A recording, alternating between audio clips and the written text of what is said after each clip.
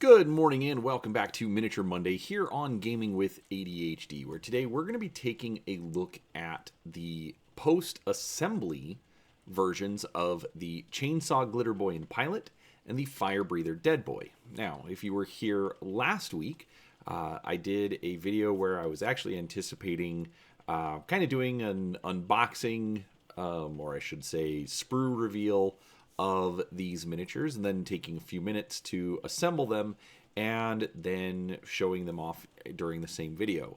Unfortunately, it became quite obvious during that recording that that wasn't going to work.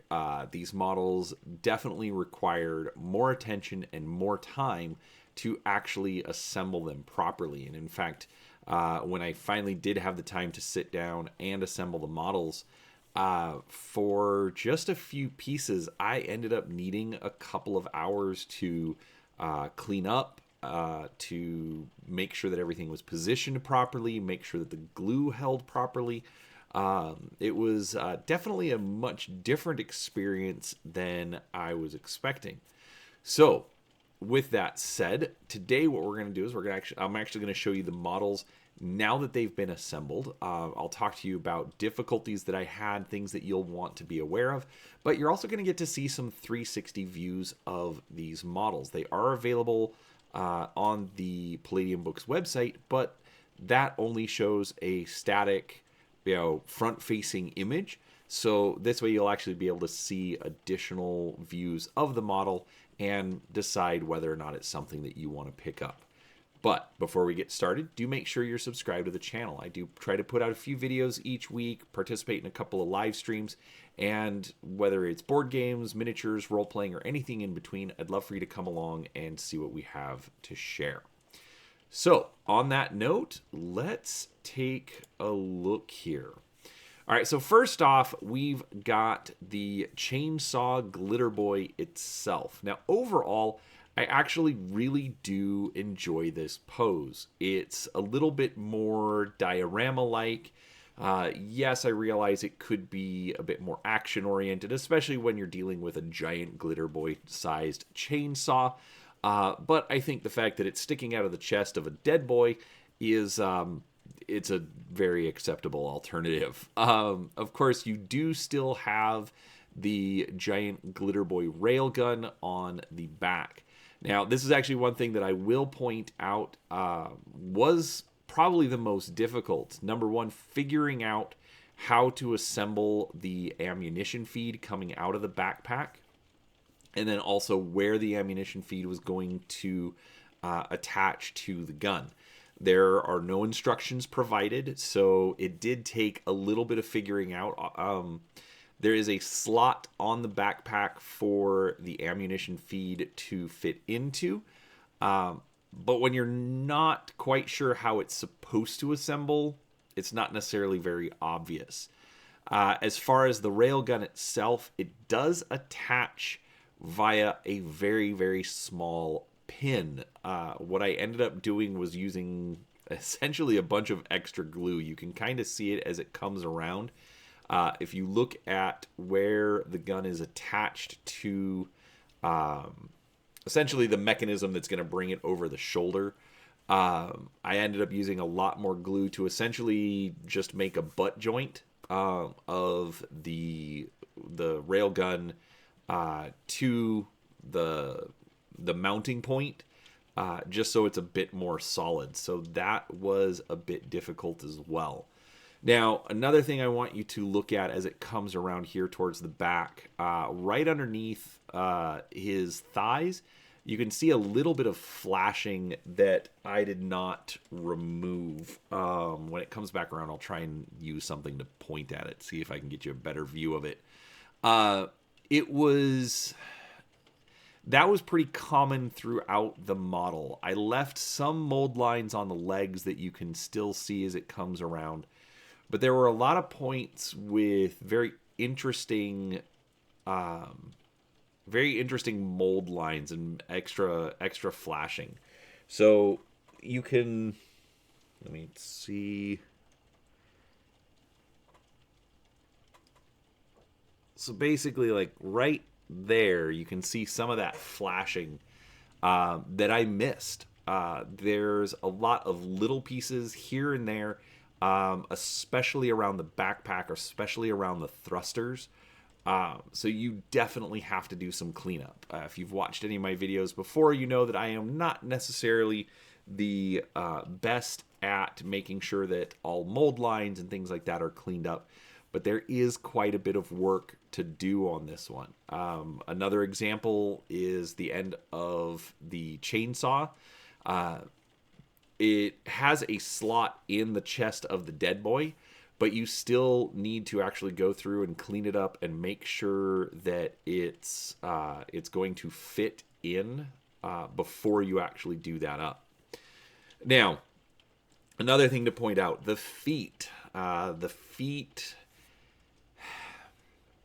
feet were a bit of a mess. You have to do a lot of extra cleaning, a lot of extra fitting, and even then, mine came out a little bit of a mess. That is probably due to me rushing, but it definitely is going to take a bit of work.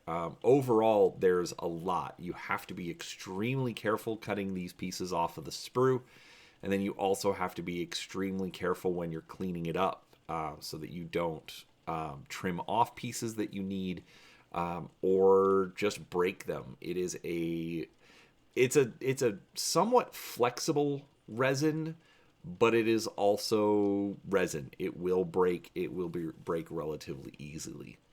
So overall, I did not enjoy the build process as much. It wasn't very clean. It wasn't very easy to get the way that I wanted. But overall, I love how it came out. This, now I'll admit, I don't know where the idea of a glitter boy with a chainsaw came from, but even the fact that you get the glitter boy with the railgun, even though it's in its stowed position, this is a great looking model. I'm going to enjoy painting it up. I'm going to enjoy just having it on the shelf. I don't necessarily need it for anything, but the amount of nostalgia that is coming, that just coming through in waves, is fantastic. I really like the sculpt. I like how it comes out. I like how it just has all of that iconic look of the glitter boy. Now, for a retail cost of $39.99, it's a little higher than I would like to pay, but because it is rather unique, because it is, these kinds of things are going to be rather low production, I understand the pricing to a degree, even if I don't necessarily like it. And the fact that you get this plus the pilot model who has his own chainsaw, we'll look at that here in a minute. It's not a bad value. It's not the best value, but it could be a little bit better. But regardless, if you want a nice, clean-looking Glitter Boy model to paint up and have on the shelf, or use for your games, I mean, most depends on the player. It's still going to be a good model. So that is the Chainsaw Glitter Boy. Let's take a look at the pilot. All right, now next up, we've got the Glitter Boy pilot with chainsaw. Now, again, I'm not entirely sure where he got a chainsaw, especially if he's climbing out of his mech, but he has it nonetheless. Overall, this was pretty easy. It's 2 parts plus the base. So essentially 3 parts. The detail, again, is fantastic. I really like the way that it came out. Now, it did end up separating a little bit, as you can see in the left shoulder as it comes back around. I had thought I'd held everything in place pretty well, but I wasn't quite expecting that. So I will have to go back in with a little bit of gap filler to clean that up.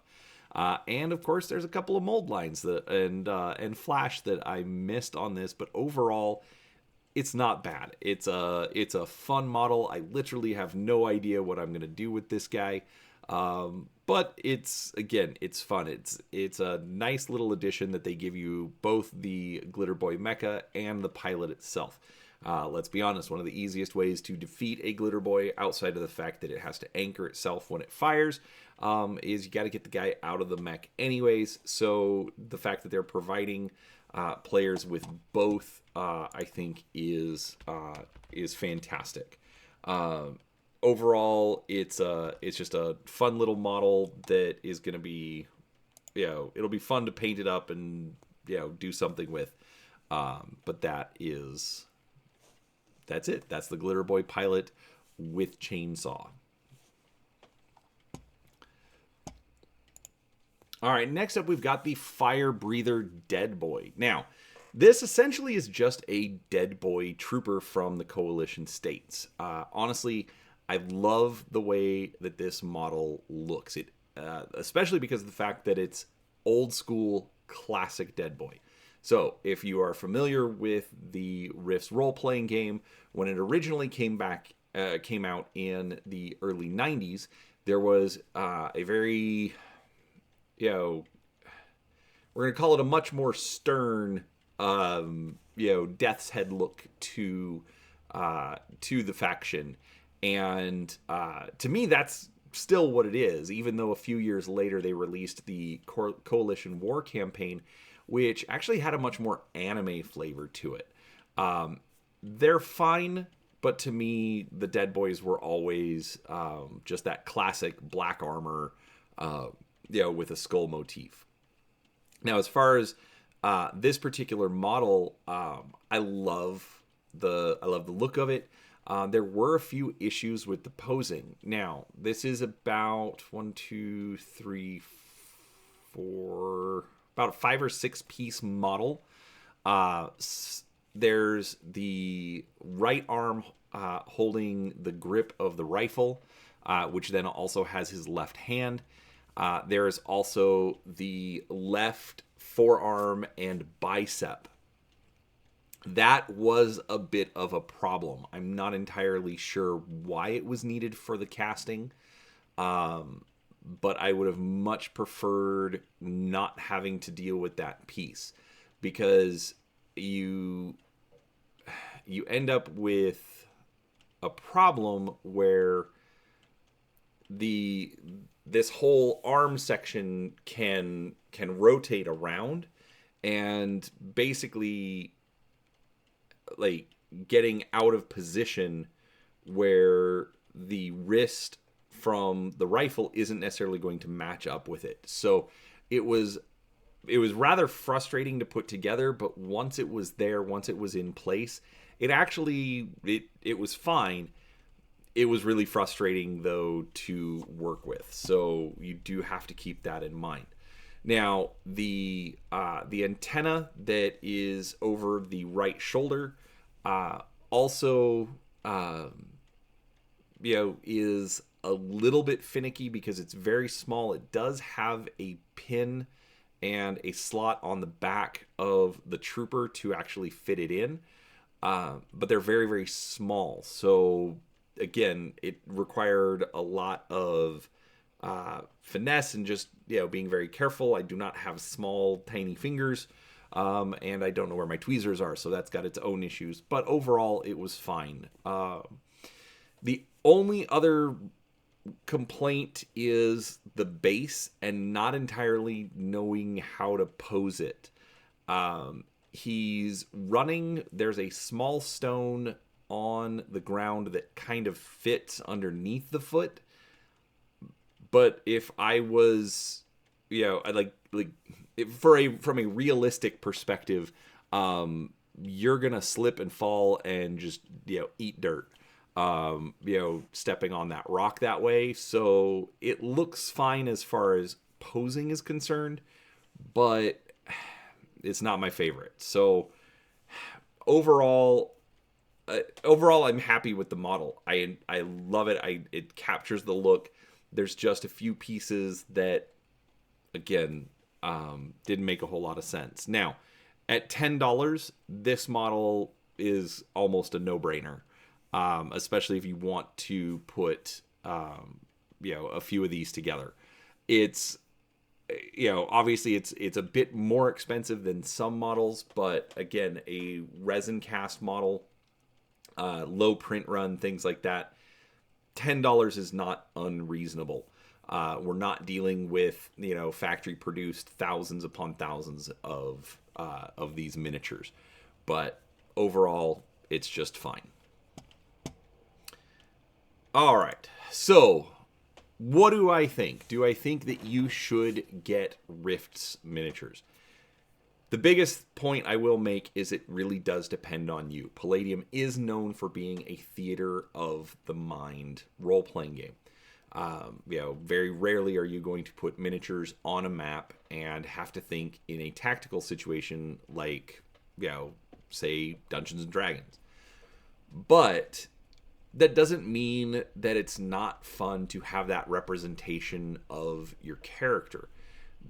Being able to get into the character's head, by envisioning what does it look like, what's the paint scheme going to be.